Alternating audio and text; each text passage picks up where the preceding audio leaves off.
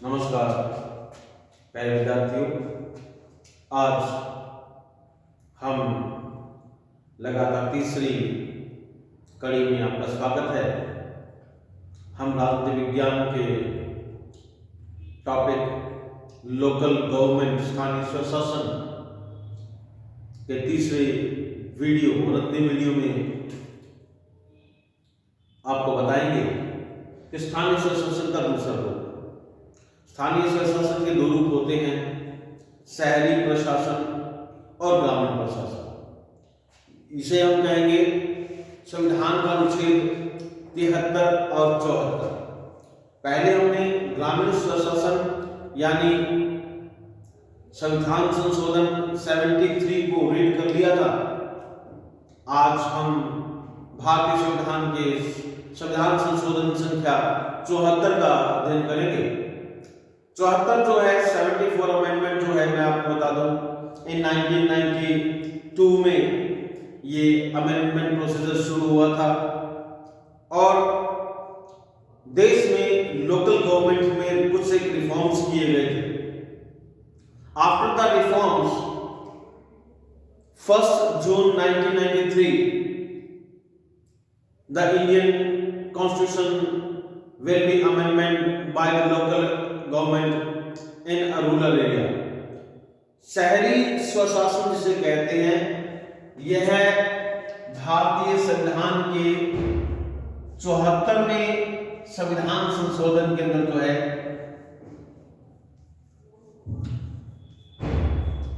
संविधान संशोधन में जो है इसको जगह दी गई। 74वें संविधान संशोधन में, इस संविधान संशोधन के अंदर जो है शहरी प्रशासन, शहरी जो है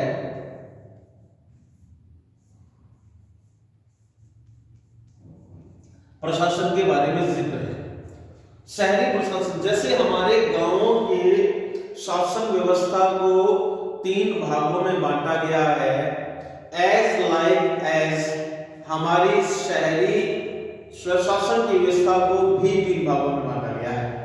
देखिए, हम जो है इसको कुछ इस तरीके से समझेंगे। अगर हम पिछली बार की तरह टेबल बना लेते हैं, पहले हम स्तर, तो नगरीय प्रशासन जो है वो 3 स्तर पर विद्यमान है। किस स्तर पर विद्यमान है? 3 स्तर पर विद्यमान है। 3 स्तर पर विद्यमान गांवों से बिल्कुल उलट। अब यहां पे जो है तीनों स्तर अलग अलग जो है वो जनसंख्या के अनुसार विद्यमान है, क्योंकि तीनों ही स्तर जो है उसमें पहले जो ग्रामीण प्रशासन हमने पढ़ा था, ग्रामीण प्रशासन में जो स्वशासन था वो 3 भागों में बांटा गया था। गांव और गांव के बाद में खंड या इसे हम खंड स्तर कह सकते हैं या ब्लॉक स्तर कह सकते हैं। और इसके अलावा जो तीसरा स्तर था वो उसका जिला स्तर था, यानी डिस्ट्रिक्ट लेवल पे ही बटे हुए थे। अब शहरी प्रशासन में ये स्तर जो है वो कोई अलग खंड या स्तर पे नहीं है। इसका जो मेजरमेंट किया गया है, पैमाना किया गया है, ये पॉपुलेशन के आधार पर किया गया है। ठीक है। अब देखो, पहला जो इसका स्तर है वो पंचायत स्तर के हिसाब से छोटे नगरों में, यानी जिन नगरों की मतलब ग्राम पंचायत से बड़े और नगर से छोटे, या क्यों कहें 2000 की जनसंख्या से ऊपर, शहरी जनसंख्या 2000 से ऊपर का जो अमेंडमेंट किया गया है वह प्रथम स्तर माना गया है इसके अंतर्गत। अब इसमें क्या है कि 2000 से ऊपर लगभग 1 लाख तक, 1 लाख की जनसंख्या जो है, जनसंख्या में अब वर्तमान में जो है इसको बढ़ाकर जो है 2000 को बढ़ाकर 10,000, जब ये अमेंडमेंट लागू हुआ था तब इसकी 2000 थी, लेकिन वर्तमान में इसको बढ़ाकर 10,000 की जनसंख्या कर दी गई है। 10,000 की शहरी जनसंख्या, एक चीज आता है 10,000 की शहरी जनसंख्या। अब शहरी जनसंख्या का आधार क्या है, मतलब रूरल पॉपुलेशन का बेस क्या है कि जो शहरों में हम उसे मानेंगे कि अमुक स्थान पर रहने वाले लोग, जो लोग रह रहे जिस स्थान पे, उससे आधे से अधिक, कम से कम आधे नहीं तो आधे से अधिक लोग जो है अपनी आय, अपनी वृद्धि या अपनी इनकम के लिए, छोटे जो इनकम के लिए द्वितीय स्तर या तृतीय स्तर के आय स्रोतों पर निर्भर रहते हैं। समझे बात? देखो, अगर प्राथमिक स्तर के आय स्रोतों को ग्रामीण में ले लिया गया, ग्राम में ले लिया गया है, ग्रामीण के अंदर या गांव के अंदर जो है, मतलब मेनली जो आय के साधन है वो कृषि रहती है, खेती रहती है। कृषि के अंदर या खेती के अंदर जो है कृषि और उससे संबंधित विपणन, चाहे वो पशुपालन है, मत्स्य पालन है, कुक्कुट पालन है, या मतलब ये आपके दुग्ध उद्योग है, डेयरी उद्योग है, ये सारे मतलब प्राइमरी विद प्राइमरी रिलेटेड, प्राथमिक और प्राथमिक से संदर्भित यानी से जुड़े हुए व्यवसायों को प्राथमिक क्षेत्र के व्यवसाय माना गया है, और उनसे जुड़े हुए लोगों को ग्रामीण माना गया है। ठीक है। और शहरी हम किसे मानते हैं? शहरी मानने के लिए हमारे पास में ये नियम है कि आधे से अधिक लोग अपनी आय या अपनी वृद्धि के लिए, अपनी इनकम के लिए द्वितीय और तृतीय क्षेत्र पर जो डिपेंडेंट है उन्हें हम शहरी मान लेते हैं। अब देखिए, द्वितीय स्तर के डिपेंडेंट लोगों को हम शहरी मान रहे हैं, और इसके लिए 10,000 से लेकर 1 लाख तक की जनसंख्या का निर्धारण किया गया है। अब स्तर के बाद में आगे टॉपिक आता है निर्वाचित संस्था का नाम, जो निर्वाचन जिसका होता है,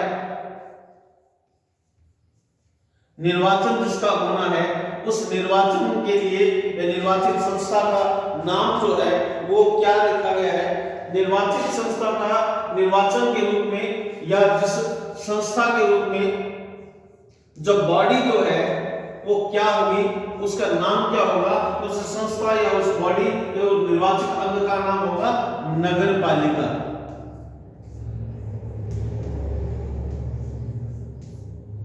नगर पालिका उस निर्वाचित, ये प्राथमिक स्तर है, प्राइमरी लेवल पे जो है मतलब 10,000 से ऊपर और 1 लाख से कम की जनसंख्या के जो शहरी क्षेत्र हैं, उन शहरी क्षेत्रों के अंदर नगर पालिका का चुनाव करवाया जाता है।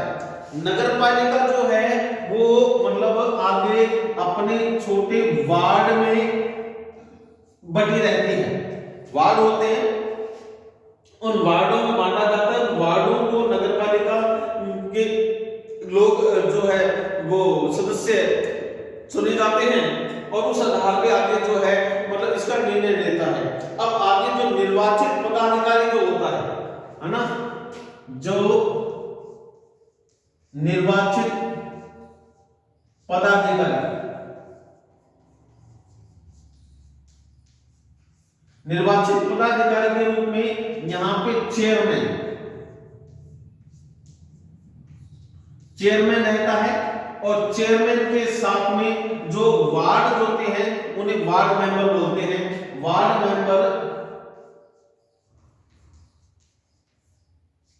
मेंबर का चुनाव देखिए, मतलब हमारे साधारण से हमने देखने में आया है कि आजकल लोग जो है वार्ड मेंबर की जगह वार्ड पार्षद शब्द का यूज करते हैं।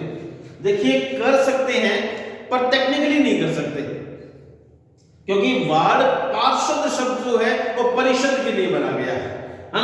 तो नगर पालिका में वार्ड मेंबर्स ही होते हैं, वो वार्ड के केवल मेंबर होते हैं, सदस्य होते हैं, और उनका काम होता है जनता उन्हें चुनती है सिर्फ अपनी बात को प्रशासन तक पहुंचाने के लिए। ठीक है, ये प्राथमिक स्तर रहता है। इसका निर्वाचन पदाधिकारियों का जो है जो रहता है, निर्वाचित संस्था जो है वो ये रहती है। द्वितीयक स्तर जो रहता है, देखिए अब सेकेंडरी लेवल पे अगर हम आ जाते हैं, अब क्या है,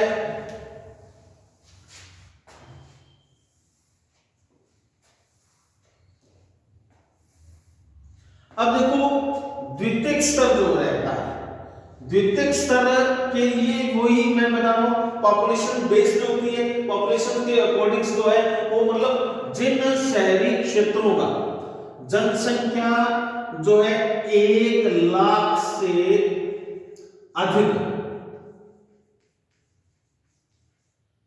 अधिक और 3 लाख से कम, 3 लाख से तक की जनसंख्या या तक की पॉपुलेशन जो है वो मतलब इसमें शामिल की गई है। 1 लाख से 3 लाख की पॉपुलेशन को इसमें इंक्लूड कर लिया गया है। अब देखिए 1 लाख से 3 लाख की जनसंख्या को इसमें शामिल किया गया है, और अब जो 1 लाख से अधिक और 3 लाख तक की जनसंख्या को शामिल किया जाता है, इसे जो है इस संस्था को हम जो है वो नगर परिषद के नाम से जानते हैं। नगर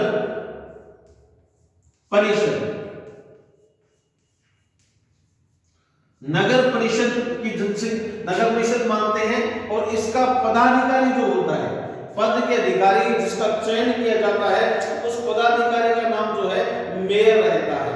क्या रहता है?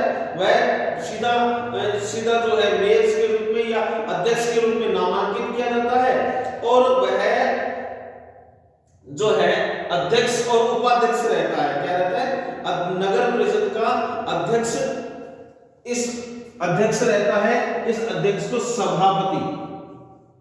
सभापति कहा जाता है, और एक जो है उप सभापति भी रहता है, उप सभापति, ठीक है, और साथ में रहते हैं वार्ड पार्षद।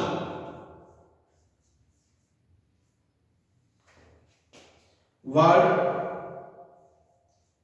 पार्षद जो है वो रहते हैं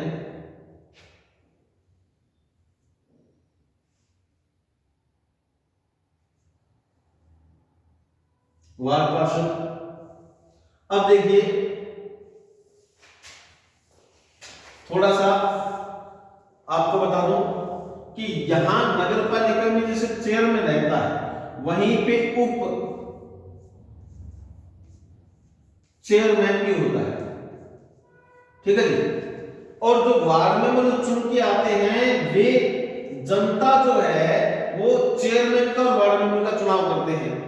चुने हुए वार्ड मेंबर जो है उप चेयरमैन या वाइस चेयरमैन का इलेक्शन करते हैं। ठीक उसी तरीके से जैसे वार्ड पार्षद सभापति को जनता चुनती है, वार्ड पार्षद उप सभापति का चयन, और उप सभापति पद के लिए जो नामांकित उम्मीदवार रहता है, वह उम्मीदवार कोई और नहीं होता है, बल्कि मतलब जनता के द्वारा चुना हुआ वार्ड पार्षद या वार्ड मेंबर ही होता है। वह खड़े हो जाते हैं और उनको वही लोग वोट करते हैं, और जिनको ज्यादा मत मिल जाते हैं वो निश्चित रूप से जो वाइस उप सरपंच के वाइस चेयरमैन के या उप सभापति के रूप में नामांकित हो जाते हैं। तीसरा जो है इसका मतलब जो रेशियो लेवल आता है वो 3 लाख से अधिक की जनसंख्या वाले, 3 लाख तक तो ये है, 3 लाख से अधिक कितने भी हो सकते हैं? मोर देन 3 लाख, 3 लाख या 3 लाख से अधिक की जनसंख्या वाले महानगर। देखिए ये ग्राम स्तर के नगर होते हैं, ये नगर होते हैं, ये महानगर होते हैं। इन्हें मेट्रो सिटी कहते हैं, इन्हें सिटीज कहते हैं, और ये जो है गांवों से थोड़े नगरों के बराबर के ये शहर। अब इन्हें सामान्य अगर शब्दों में अगर हम निचले लेवल पे प्रथम दृष्टया अगर मानना चाहें तो इनको हम नगर कह सकते हैं। क्या कह सकते हैं? नगर। नगर के बाद में ये होते हैं शहर, और ये होते हैं महानगर, जिन्हें हम मेट्रो सिटी कहते हैं, मेट्रोपॉलिटन सिटी कहा जाता है। महानगर, महानगर जो है, महानगर के जो है महानगर पालिका भी आजकल एक नया शब्द प्रचलन में आता है, लेकिन इसके लिए टेक्निकली जो एग्जैक्ट वर्ड है वो है नगर निगम। नगर निगम, नगर निगम are a technically word that can be used for the system. और ये 3 लाख तक की अधिक की जनसंख्या के जो महानगर होते हैं उनमें नगर निगम की संस्था का चयन स्थानीय स्वशासन के लिए किया जाता है। स्थानीय स्वशासन का काम यह रहता है, अब इसके अंदर जो है मतलब इनका जो हेड होता है इसे मेयर या महापौर कहते हैं। मेयर या महापौर, मैं बता देता हूं, अगर मेयर शब्द ब्रिटिश शब्द है और महापौर जो है वो मतलब सनातन प्राचीन भारतीय पौर जो है मतलब पहले जो राज्य के जो सूबे जो हुआ करते थे उनके लिए पौर शब्द का उपयोग किया जाता था और पौर का जो मुखिया होता था वो महापौर कहलाता था। तो ये शब्द के अर्थ एक ही है, शब्द अलग अलग है। मेयर शब्द that can be using in a British continental और महापौर are using for Indian old types of villages are that can be using for king by the kingdom। Raja use किया करता था पौर शब्द के लिए, और पौर शब्द होता था एक ऐसा अधिकारी जो एक एरिया विशेष को ऑफिशिएशन करता था। क्योंकि राजा जो हुआ करते थे वो एक अपने राजमहल में निवास किया करते थे, उनके अलग अलग स्थानों पे अलग अलग जगहों पे जो उनके राज्य जो एरिया उन्होंने मतलब जो गांव या एरिया जो उन्होंने मतलब रिकवर किए होते थे, जीते हुए होते थे, उनमें एक पदाधिकारी की भूमिका, एक सर्वोच्च पदाधिकारी की भूमिका जो कि राजा से सीधे जिनका जुड़ाव रहता था वो पौर कहलाता था। ठीक है, और पौर के वो पौर्स जो है इनको मैसेज करते थे महापौर के रूप में। ठीक है, तो पौर जो है अब महामेयर, अब जैसे महापौर है तो छोटे वार्डों के लिए पौर जो है वो सदस्य रहते हैं, इनका चयन होता है और पौर मिलकर उप महापौर का चुनाव करते हैं। इसका उप महापौर या इसे हम वाइस मेयर भी कहते हैं। वाइस मेयर कुछ भी कह लें, हम कह सकते हैं वाइस मेयर का चुनाव करते हैं। तो इस तरीके से हम ये देख रहे हैं कि हमारे सामने जो है मतलब इस तरह की व्यवस्था आ गई है कि मतलब ये शहरी प्रशासन है। अब शहरी प्रशासन में अब कार्यकाल की जहां तक बात आती है तो इनका कार्यकाल जो होता है मतलब वैसे तो संवैधानिक अगर टेक्निकली देखें तकनीकी रूप से संविधान ने 5 साल का कार्यकाल दिया हुआ है प्रत्येक अंग को कार्य करने के लिए, लेकिन इनके अंदर खास बात क्या रहती है कि ये लोग अगर सही से काम नहीं करते हैं, अगर बढ़िया तरीके से बढ़िया ढंग से जनता की सेवा नहीं करते हैं तो इन्हें जो है बैक टू रिकॉल भी किया जा सकता है। बैक टू रिकॉल समझ लो कि उन्हें वापस बुलाया जा सकता है अगर ये सही ढंग से काम नहीं कर रहे होते हैं। तो इस शहरी प्रशासन है, स्थानीय स्वशासन का। अब देखिए इनके काम, बेसिकली इनका काम क्या है? इनका काम मैं बता देना चाहता हूं कि इनका काम है, पहला काम है कि शहरी जनता का प्रशासन से सीधा जुड़ाव करवाना, ताकि शहरी जनता प्रशासन से सीधा जुड़े, सीधा मुखातिब हो और सीधा उनसे मिले और सीधा अपनी समस्याओं का समाधान करवाए। मतलब जो उनका वार्ड का जो मुखिया है पहले उनसे मिलेंगे, मुखिया जाके सदन के दृष्टिपटल पर अपना मंत्र रखेगा अपने वार्ड का और समस्या का समाधान हो जाएगा। दूसरा, नगरीय योजनाएं आती है, शहरी योजनाएं आती हैं जो केंद्र सरकार या राज्य सरकार की नगरीय योजनाओं के क्रियान्वयन का मूल कार्य जो है इन लोगों को होता है। तो अगर हम देखें कि मतलब ये लोग काम क्या करते हैं तो काम के रूप में पहला काम इनका आता है कि जो योजना है, पहला काम इनका आता है कि जितनी भी योजनाएं चाहे वो केंद्र सरकार की हो चाहे वो राज्य सरकार की हो, समस्त योजनाओं को धरातलीय स्वरूप देने का कार्य जो है वो शहरी स्वशासन में इन निगमों का होता है, नगर पालिका, नगर परिषद और नगर निगम का। जबकि गांव के अंदर जो है मतलब ग्राम पंचायत, पंचायत समिति और जिला पंचायत का रहता है। दूसरा इनका काम रहता है भूमि के उपयोग नियमन और भवन निर्माण करना। कि भूमि का उपयोग यानी जो भू उपयोग जो है वो सारा का सारा जो है वो इन लोगों का रहता है। भू उपयोग की भूमि का कैसे उपयोग हो, किस तरीके से बसावट की जाए, मेन रूप से बसावट की बात है। अब जो बेतरतीब तरीके से बस जाते हैं तो आपको ने देखा होगा कि नगर पालिका, नगर निगम, नगर परिषद अतिक्रमण के द्वारा उन्हें हटाती है और उन्हें रीसेट करती है। तो इनका काम है कि नए लोगों की बसावट एक योजनाबद्ध तरीके से करवाई जाए ताकि किसी भी तरह की मतलब रास्ते उनको बढ़िया मिले, नालियां निकासी के लिए उनको बढ़िया मिले, सारी सुख सुविधाएं, बिजली उनके पोल्स में उनको मिले, वाटर सप्लाई उनको मिले, इलेक्ट्रिसिटी सप्लाई उनको बढ़िया से मिल सकते। यानी उनको मूलभूत जो सुविधाएं हैं वो सरकार सिस्टमेटिकली दे पाए, इसके लिए जरूरी है कि वो सिस्टमेटिकली बसे निश्चित रूप से। तो बसावट का काम जो है इनका होता है कि सिस्टमेटिक बसावट करवाई जाए। आगे आता है कि जितने भी, वो तो मैंने बता दी सारी योजनाएं, चाहे वो आर्थिक योजनाएं हैं, चाहे सामाजिक योजनाएं, किसी भी योजनाओं का क्रियान्वयन करवाने का काम इनका रहता है। इसके अलावा जितने भी सड़कें या पुल बनाने हैं, जितना भी निर्माण करवाना है, चाहे वो सड़क है, चाहे वो पुल है, और चाहे वो सड़क है, पुल है, या फिर आपके क्या कहते हैं सड़क पुल के अलावा जो जितनी भी योजनाएं हैं, जैसे नाली है, नाली के अलावा जो है मतलब और भी कोई व्यवस्था जो सरकार देती है, केंद्र राज्य सरकार, वो सारी देने का इनका काम रहता है। इसके अलावा अगला इनका कार्य जो महत्वपूर्ण कार्य रहता है वो स्वास्थ्य, स्वच्छता और सफाई मेन होती है। जो इनके एरिया में रहने वाले लोग स्वस्थ रहे, स्वच्छ रहे, सुरक्षित रहे, सफाई रहे, कोई बीमारियां न फैले, अगर फैल गई है तो बीमारी की रोकथाम के लिए वो प्रयास करें।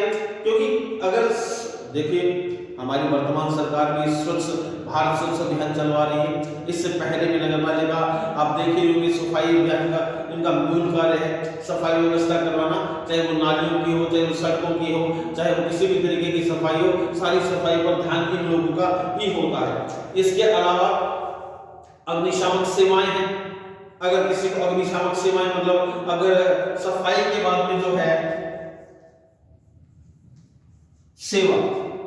सेवा के अंदर पहली सेवा ये अग्निशामक सेवाएं उपलब्ध करवाती है। उसके अलावा जो उचित मूल्य की दुकानें उपलब्ध करवाती है। इसके अलावा उचित मूल्य पे जितना भी सामान मिलता है, चाहे वो खाद्य है, चाहे वो अनाज है, और चाहे वो कपड़ा है, चाहे वो तेल है, चाहे वो चीनी है, उचित मूल्य की दुकानें लगवाना और उनसे उचित मूल्य पर सामान दिलवाना, राज्य सरकार के, केंद्र सरकार की जो सुख सुविधाएं जो दी जा रही है उनको बांटना भी इनका काम होता है। इसके अलावा जो है पर्यावरण, अगला इनका काम होता है एनवायरनमेंट। पर्यावरण जो है इसकी सुरक्षा जो है इनकी मेन होती है। इसके लिए पेड़ पौधे लगाए जाएं, जो लगे हुए पेड़ पौधे उन्हें लोग काटे नहीं और नए पेड़ पौधे लगाएं और एनवायरनमेंट शुद्ध रहे, साफ रहे, स्वच्छ रहे, ये जरूरी है। इसके ये काम है। इसके अलावा जो है ये समाज में विशिष्ट आवश्यकता वाले हितों के कार्य करने के काम करती है। इसके अलावा जो कि सफाई सुविधा में आता है, मतलब जो गंदी बस्तियां हैं, जो बेतरतीब तरीके से बसी हुई हैं, जो ऑलरेडी बस चुकी हैं, उनको सिस्टमैटिक तरीके से बैठाना और उनके लिए नगर निर्माण या आवासीय योजनाएं बनाना ताकि वो सिस्टमैटिकली उन्हें कर सके। इसके अलावा शहरी निर्धनता निवारण कार्यक्रम, अगला आता है निर्धनता निवारण। निर्धनता में ये रहता है कि जो गरीब लोग हैं प्रयास किए जाएंगे कैसे भी अमीर हो, जिस किस तरीके से जैसे भी प्रयास करेंगे एक प्रकार उन्हें जो है श्रम सहायता और सुख सुविधाएं और रोजगार उपलब्ध करवाना, जिस तरीके के वो डिजर्व करते हैं वो उनको रोजगार उपलब्ध करवाया जाए। इसके अलावा जो है वो उद्यान है, बाग है, बगीचे, खेल के मैदान है, ये सब कुछ बनाना भी उनका कार्य रहता है। सार्वजनिक, शैक्षणिक और सौंदर्य उत्सव बनाना, त्योहार बनाना और लोगों को इसके लिए प्रेरित करना, लोग इसके लिए प्रेरित हो और अलग अलग से काम करें। इसके अलावा अग्नि मतलब शमशान भूमि, कब्रिस्तान, शिशु शवदाह गृह, विद्युत शवदाह गृह, मतलब जो फ्यूरल जो होता है, फ्यूरल चाहे वो किसी भी कम्युनिटी का हो, उसकी व्यवस्था करवाना नगरपालिका, नगर निगम या नगर परिषद की जिम्मेवारी है कि उनका फ्यूरल जो है वो बढ़िया तरीके से। देखिए जब हम आते हैं तो जश्न बनता है, तो निश्चित रूप से अगर कोई आदमी अपना पूरा कार्य करके जाता है तो भी एक जश्न बनता है कि वह सम्मान पूर्वक विदाई लेके जाए। अगर आवागमन सम्मानजनक हो तो विदाई तो निश्चित रूप से भव्य होनी चाहिए और इसका प्रयास किया करती है नगरपालिका, नगर निगम, नगर परिषद शहरी क्षेत्र के अंदर। इसके अलावा जो काजिर है, आवारा जो पशु घूमते हैं, इन पशुओं के कंट्रोलिंग के लिए प्रत्येक नगरपालिका, नगर निगम, नगर परिषद में काजिर होते हैं और इनमें क्या करते हैं, इन पशुओं को, आवारा पशुओं को बंद करने का कार्य करते हैं ताकि वो किसी तरीके का नुकसान न पहुंचा सके, समझ रहे हो। उसके बाद में जन्म और मृत्यु का पंजीकरण करना मेन कार्य में आता है। इनके एरिया में जो भी नया बच्चा पैदा होता है उसका और जो चला जाता है और मतलब इनकमिंग और आउटगोइंग का रिकॉर्ड देखना रखना कि मतलब किसी भी तरीके से जो है इनको सब कुछ मिले और सुख सुविधाएं आराम से मिले। इसके अलावा रोड्स बनाना, रोड्स पे रोड लाइट लगाना, रोड की सफाई करवाना, रोड की मेंटेनेंस करवाना, पार्किंग एरिया देना, पार्क बनाना, बस स्टॉप के लिए जगह देना, बसेस के लिए वे बनाना, सारे के सारे काम जो इनके आते हैं। इसके अलावा शेल्टर हाउस होते हैं, मतलब पशु जो है, जो मृत पशु है उनके लिए भी एक मतलब व्यवस्था की जाती है, वो भी नगरपालिका, नगर निगम या नगर परिषद के द्वारा की जाती है शहरी क्षेत्र के अंदर। शेल्टर हाउस यानी मतलब पशु वध गृह कहते हैं, मतलब कुछ एक पशु जो है वो मीट के लिए, मांस के लिए पाले जाते हैं, तो सरकार का प्रयास रहता है कि उनको जो है एक सिस्टमैटिक तरीके से, उनके मतलब टेक्निकल तरीके से जो है उनको उनके मांस को उपयोग में लिया जाए। तो ये सारी सुख सुविधाएं जो स्थानीय लोकल एडमिनिस्ट्रेशन के तहत होती है।